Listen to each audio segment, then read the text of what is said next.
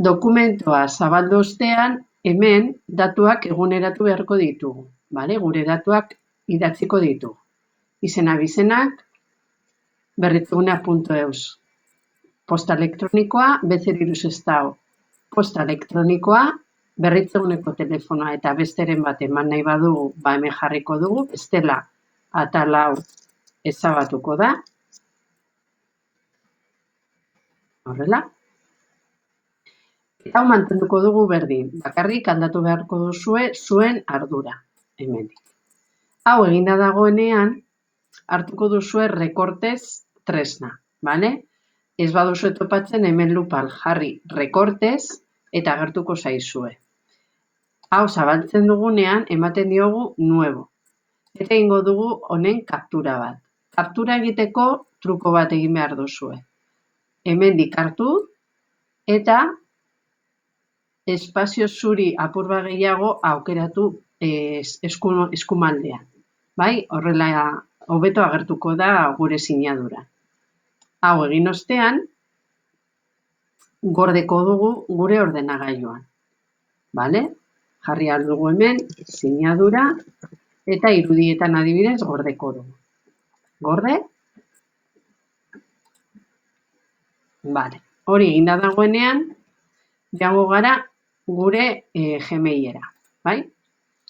Gmailean gaude, eta hemen sartuko gara ezarpenetan ikusi ezarpen guztiak. Orain, hemen sinaduraren atalean, segurazki, kenduko dut hau, segurazki horrela izango duzue edo agian baten bat daukazue sortuta.